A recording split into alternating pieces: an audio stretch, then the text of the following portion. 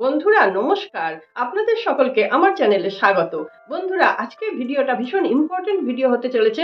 ভিডিওটা যদি আমি লেট করে ফেললাম তাহলেও এখনো সময় আছে, এই জন্য ভিডিওটা আমি তাড়াতাড়ি দিচ্ছি। এই ভিডিওর বিষয়বস্তু হচ্ছে মার্চ মাসের 7 তারিখ থেকে মার্চ মাসের 14 তারিখ পর্যন্ত খুব ইম্পর্টেন্ট একটা দিন। এই সময়টাকে কি বলে? হলাস্টক পর্ব। তাহলে প্রত্যেক বছরই হলাস্টক পর্ব চলে। এই সময় কি হয়? এই সময় হচ্ছে ব্ল্যাক ম্যাজিকের জন্য একদম পারফেক্ট সময়। ব্ল্যাক ম্যাজিক অথবা হোয়াইট ম্যাজিক, ভালো কোনো কিছুর জন্য, দুটোর জন্যই পারফেক্ট সময়। তাহলে এই সময়টা আমাদের খুব সাবধানে থাকতে হবে। এখন বলবো কাদের কাদের বেশি সাবধানে থাকতে হবে। কারোর উপর ধরুন কারো শত্রুতা আছে, সে নিজে কিছু পারছে না, কোনো তান্ত্রিক দিয়ে বা এরকম কালা জাদু বিদ্যা যারা জানে তাদের দিয়ে ওই ব্যক্তির খারাপ করে দেয়া।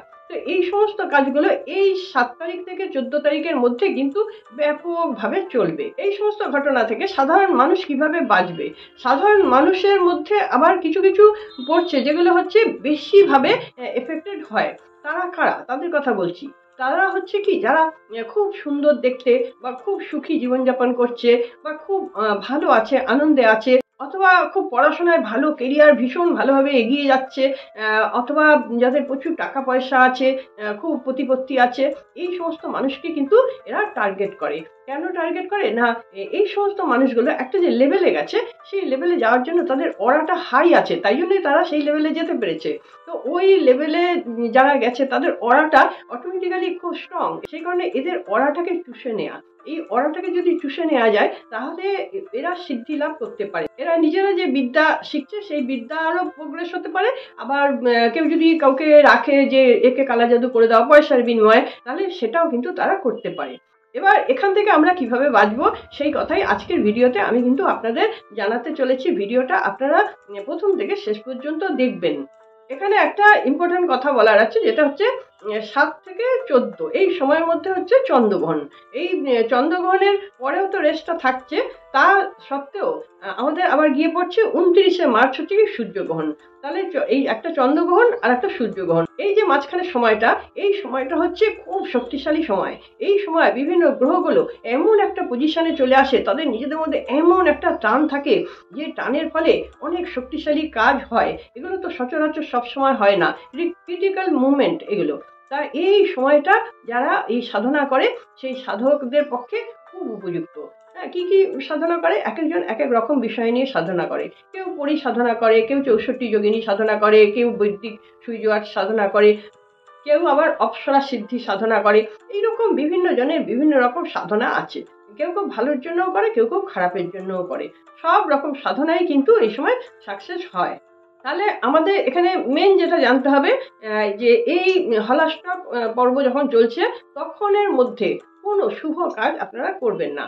কোনো বিয়ের কথাবার্তা বলা, কি কোনো গাড়ি কেনা, কি বাড়ি কেনা, কি জমি কেনা, কি কোথাও বায়না দেয়া, বা কাউকে কোনো টাকা, মোটা অ্যামাউন্টের টাকা দিয়ে দেয়া, ধার দিয়ে দেয়া, এই জিনিসগুলো আপনারা যদি করেন একটাও সাকসেস হবেন না। আমি কিন্তু আপনাদের আজকের ভিডিওতে বলে দিচ্ছি, এই হলাস্টক সময়ের মধ্যে যেটা আপনারা করছেন সেটা জানবেন একদম জলে যাচ্ছে।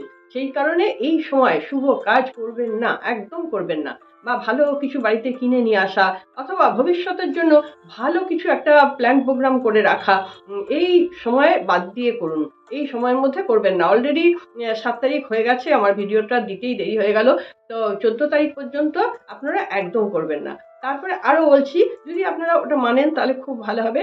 কেননা বলছি যে ওই 29 তারিখ, 14 তারিখে যেই হয়ে যাচ্ছে পূর্ণিমা, চন্দ্রগ্রহণ হচ্ছে, তারপরে 29 তারিখে আসছে সূর্যগ্রহণ। এই সময়টার মধ্যেও বিরাট একটা শক্তি আছে। সেই জন্য আমরা যেটা বলছি, যেটা স্পেল করছি, সেই স্পেলটা খুব যে ভালোর মুখে পড়বে তাও নয়, আবার যে খারাপের মুখে পড়বে তাও নয়। আমরা কিন্তু সঠিকভাবে জানি না, আমরা জানি সময়টা খারাপ, আর এতে সাধনার যোগগুলো খুব শক্তিশালীভাবে হয়। এখন আমরা তো সাধনার জন্য অত তৈরি হইনি।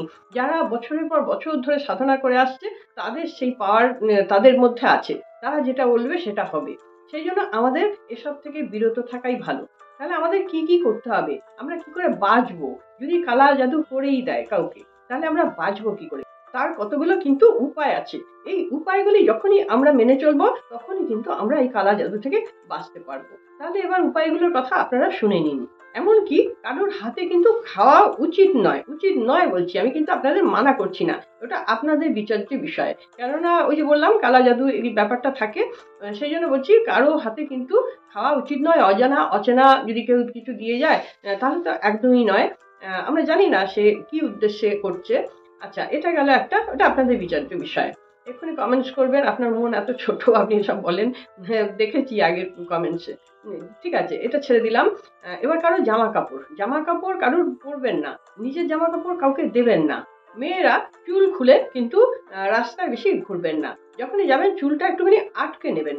এখন মেয়েরা না, এখন অনেক ছেলেদেরও অনেক বড় বড় চুল থাকে, সেই ছেলেরাও কিন্তু চুলটা আটকে নেবেন।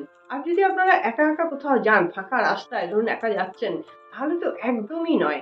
আর যদি সেই সময় ফাঁকা রাস্তায় যাচ্ছেন, সেই সময় ধরুন পেছন থেকে মনে হচ্ছে কেউ আপনাকে ডাকছে, তাহলে একদম সাড়া দেওয়ার দরকার নেই। যদি সম্ভাব্য না হয়, যে অসম্ভব ব্যাপার আমাকে ডাকতে পারে না, এরকম যদি হয় তাহলে কিন্তু একদম পেছন ফিরে তাকাবার দরকার নেই, সেই জায়গাটা পেরিয়ে যাবেন। মোট কথা সন্ধ্যের পর ফাঁকা জায়গা যাবেন না, তাহলে কিন্তু এই সমস্যাগুলো আসছে না, যে ছেলেই কি মেয়ে কি। কিন্তু মেয়েদের বারবার করে সাবধান করছি, মেয়েরা না চুল খুলে একদম থাকবেন না। এখন একটু ফ্যাশন হয়েছে চুলটা খুলে রেখে রাস্তায় হাঁটা, এটা কিন্তু অত্যন্ত অশুভ জিনিস। যাই হোক, সেটা তাদের ব্যাপার। আমি বলবো কি একটুখানি আটকে নেবেন চুলটা। আর রাত্রির বেলার দিকে ফাঁকা জায়গায় চুল এলো করে একেবারেই যাবেন না। আর প্রেগনেন্ট মহিলা যারা আছেন তারা খুব সাবধান। সেই জন্য বলবো আপনারা কিন্তু বাড়িতেই থাকুন, চেষ্টা করুন সেফ ভাবে নিজের বেবিকে রাখার, নিজেকে রাখার, তাহলে আপনাদের জন্যই মঙ্গল হবে। এবার বলবো, রাস্তায় যদি আপনারা দেখেন লেবু লঙ্কা এইসব পড়ে আছে, বা কালো কার পড়ে আছে, বা হলুদ বলুন, গোলমরিচ বলুন, এইসব অনেকে তন্ত্রক্রিয়া করে তো নানা রকম জিনিস দিয়ে করে, তা সেই সব যদি রাস্তায় পড়ে থাকে একদম পাশ কাটিয়ে যাবেন, মানে ডিঙোবেন না।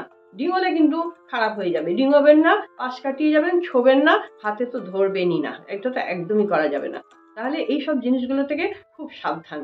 আর বাড়িতে যদি কেউ আসছে, কেউ যদি এরকম ধরনের কিছু দিয়ে যাচ্ছে, কোনো ফুল বা কোনো লেবু লঙ্কা বা কিছু একটা আপনাকে দিয়ে যাচ্ছে যেগুলো তন্ত্রক্রিয়ায় কাজে লাগে, এগুলো একদম গ্রহণ করবেন না, নেবেন না। এবার বলবো যে এই সব জায়গাগুলো থেকে আমরা বাঁচবো কি করে।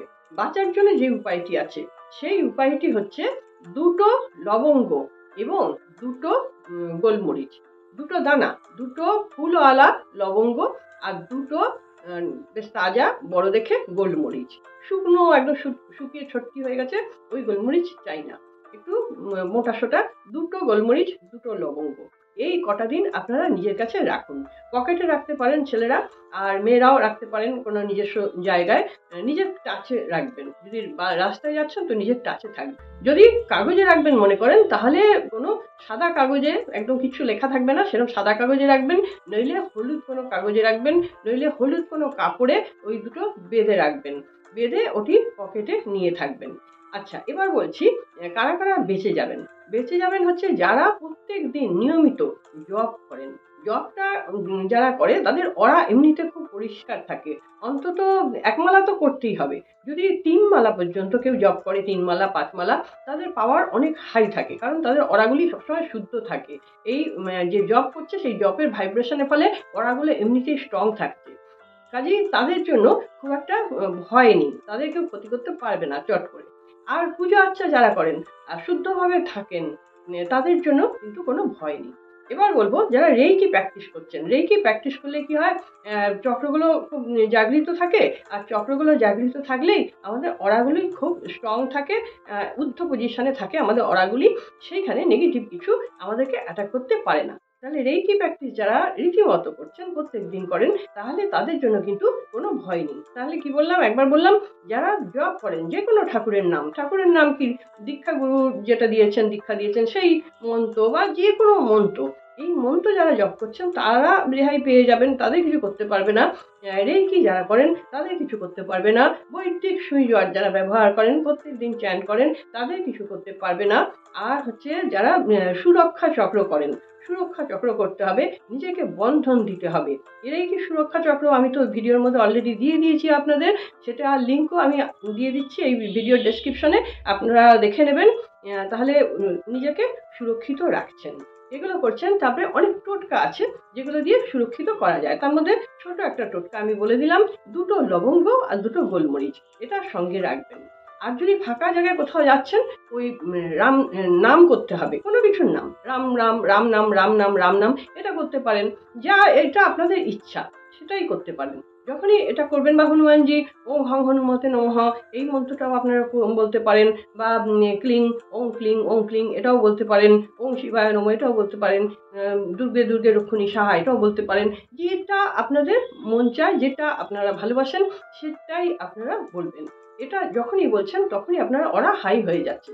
প্রথমে তো বলবো না যাওয়ার চেষ্টা করবেন। এবার ধরুন বাই চান্স যদি আপনাদের যেতে হচ্ছে, দরকার পড়ে গেছে, তখন কিন্তু আপনাদের তো যেতেই হবে সেই জায়গায়, তখন আপনারা এইটা ইউজ করবেন। আর বাড়িতেও যদি আপনার মনে হচ্ছে যে আপনার ভয় লাগছে, আপনাকে কেউ কিছু করছে, বা আপনার ডিস্টার্ব বোধ করছেন, ডিস্টার্ব বোধ হয় যখন কেউ কিছু করে না, তখন না একটা জানান দেয়, সিক্স সেন্স কিন্তু বলে দেয় যে আমার উপর এটা করা হচ্ছে। মানে যাদের সেই সেন্সটা আছে তারা জানতে পারবেন, সবাই তো জানতে পারবে না। তো কি হবে, গাটা না ভারী হয়ে আসে, গাটা ভারী হয়ে আসে, সব কাজে মানে এনার্জি থাকে না, আর মনটাও খারাপ হয়ে থাকে, কি জানি কোনো কারণ নেই, ভারাক্রান্ত হয়ে যায়, বডিটা যেন ওঠাতেই পারছি না, বডিটা যেন নিয়ে চলতেই পারছি না, এইরকম একটা ভাব তো হয়ই হয় যখন ব্ল্যাক ম্যাজিক করা হয়। তো আপনারা সেগুলো দেখবেন, আর দেখার দরকার নেই, আমি যেগুলো বলে দিলাম এগুলোই যদি করেন তাহলে এই কেয়ার থেকে বেঁচে যাবে। কারণ কি, অনেকের ওপর অনেকের অনেক রাগ থাকে, অনেকের হিংসা থাকে, রাগের থেকে বেশি কথা হিংসা। এখনকার দিনে কেউ যদি ভালো থাকে তাকে দেখে এমনি হিংসা করে, কোনো কারণ নেই।